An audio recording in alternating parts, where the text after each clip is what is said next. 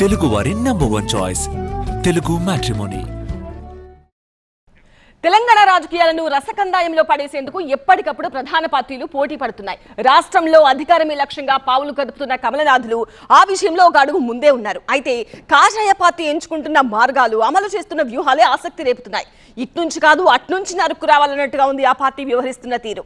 అసలు కన్నా కొసరే ముఖ్యం అన్నట్టు తోటి ప్రతిపక్షాన్ని టార్గెట్ చేస్తోంది. ఇప్పుడు ఇదే అంశం రాష్ట్ర రాజకీయాల్లో చర్చనీయాంశం అవుతోంది. గులాబీపైనే కమలం కన్ను. కాంగ్రెస్ ను వదిలి కారు పార్టీ మీదే ఫోకస్. కాషాయ సేన వ్యూహం మార్చిందా? సహచర ప్రతిపక్షంపై సమరం దేనికి? తెలంగాణ రాజకీయాల్లో ఇంతకుముందు పరిస్థితులు వేరు, ప్రస్తుతం వేరు. ఎందుకంటే గతంలో బీఆర్ఎస్, కాంగ్రెస్ అనే రెండు పక్షాల మధ్య అసలు సిసలు పోరు జరిగేది. కానీ 2023 అసెంబ్లీ, 2024 పార్లమెంట్ ఎన్నికల తర్వాత సీన్ మారిపోయింది. ఇక్కడ జరిగే పొలిటికల్ వార్లో తాను కూడా ఉన్నానంటూ ముందుకొచ్చేసింది బీజేపీ. ఊహించని రీతిలో 8 అసెంబ్లీ స్థానాలు, 8 పార్లమెంటు స్థానాలు గెలిచి సహచర పార్టీలకు సవాల్ విసిరింది. దీంతో ద్విముఖ పోరు కాస్త ఇప్పుడు ట్రయాంగిల్ ఫైట్ గా మారిపోయింది. పెరిగిన గ్రాఫ్ ను, వచ్చిన జోష్ ను కంటిన్యూ చేసేలా ముందుకు సాగుతున్న కమలనాథులు పొలిటికల్ వ్యూహాలకు పదును పెడుతూనే ఉన్నారు. అయితే ఇటీవల బీజేపీ నేతల తీరు చూస్తుంటే కొత్త వ్యూహమేదో అమల్లోకి తీసుకొచ్చినట్టు కనిపిస్తుంది. అధికార పక్షంగా ఉన్న కాంగ్రెస్ కంటే తోటి విపక్షమైన బీఆర్ఎస్ ని ఎక్కువగా టార్గెట్ చేస్తున్న తీరు రాజకీయ వర్గాల్లో చర్చకు దారితీస్తుంది. బీజేపీ అంటేనే కాంగ్రెస్ కు బద్ద వ్యతిరేకి. సహజంగానే ఆ రెండు పార్టీల మధ్య మాటల యుద్ధం పతాక స్థాయిలో ఉంటుంది. అందులోనూ రాష్ట్ర అధికార పార్టీ కావడంతో అది మరింత ఎక్కువగా ఉంటుంది.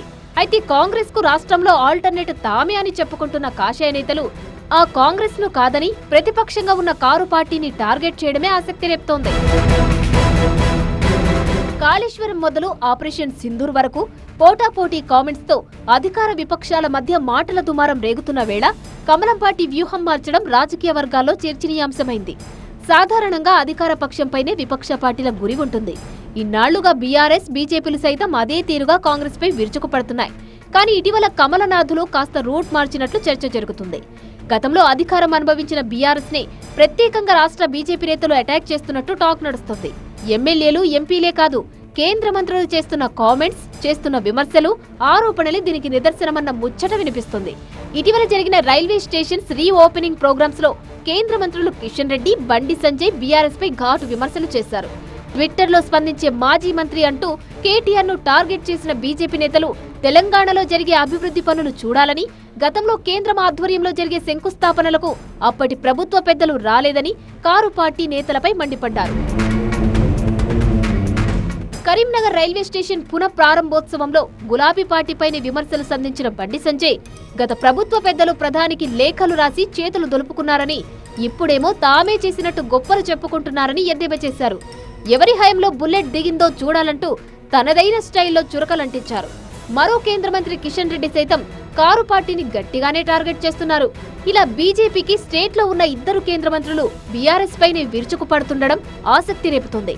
అలా అని అధికార కాంగ్రెస్ ను పూర్తిగా వదిలేశారని చెప్పలేం. కాకపోతే బీఆర్ఎస్ పై పేలుతున్నంత ఘాటైన విమర్శలు కాంగ్రెస్ పై పేలడం లేదన్న ముచ్చట మాత్రం వినిపిస్తుంది. బుల్జర్ హౌస్ అగ్ని ప్రమాద ఘటనలో అధికారులు సకాలంలో స్పందించలేదని కిషన్ రెడ్డి అంటే, భారత్ పాక్ల యుద్ధ సమయంలో కిషన్ రెడ్డి దుప్పటి కప్పుకొని పడుకున్నారంటూ సీఎం రేవంత్ కౌంటర్ అటాక్ చేశారు.